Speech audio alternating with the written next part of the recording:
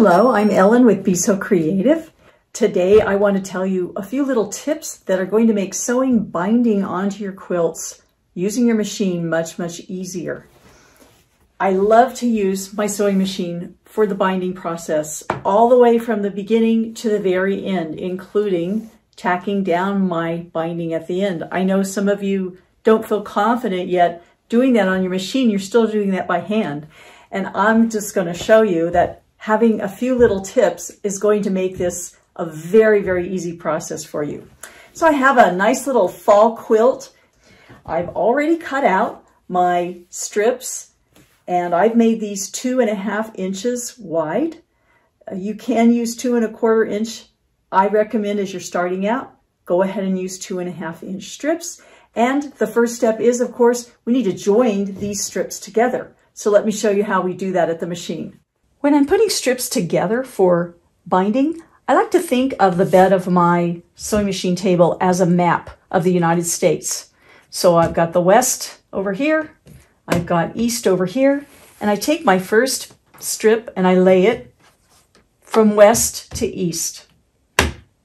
I'm putting it with the right side up.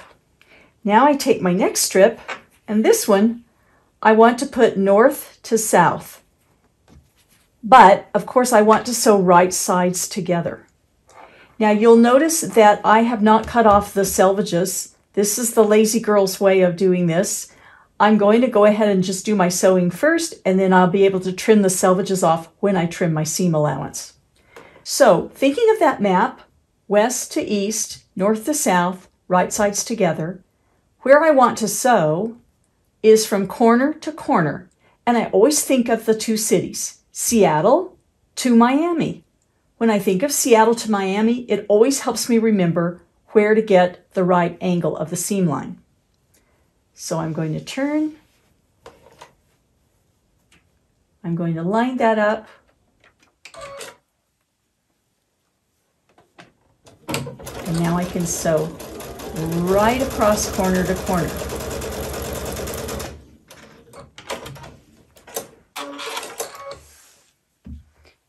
Now, I can go ahead, take my scissors, I can trim 1/4 inch seam allowance. I'm going to take off my little dog ears. And that's how I join two strips together.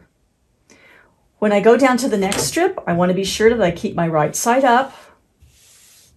It'll still continue to go west to east, and then I'll attach my third strip. If you have a fabric that looks the same on the front and the back, it doesn't really have a right or a wrong side. Of course, the first two strips won't matter, but once you sew a seam there, you will now have established which side is the right side and which is the wrong. So be sure that you don't get this twisted as you go to sew your next seam.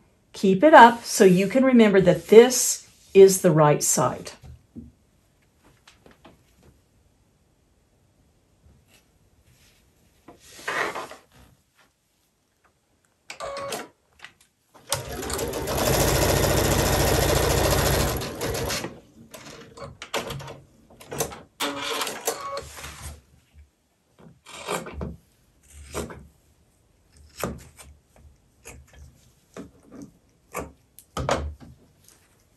It's time to take this to the ironing board, open up my seam allowances, and create my first fold in my binding.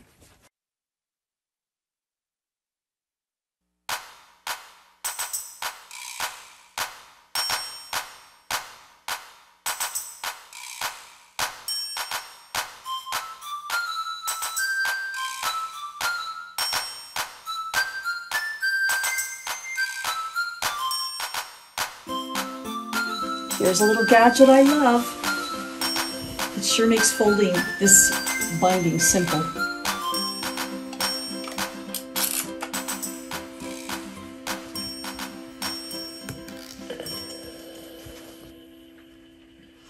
This is a silicone mat.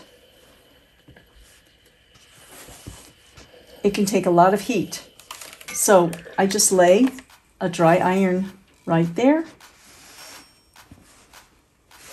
pull through and the fold is formed for me as I go. Makes really quick work of pressing your binding.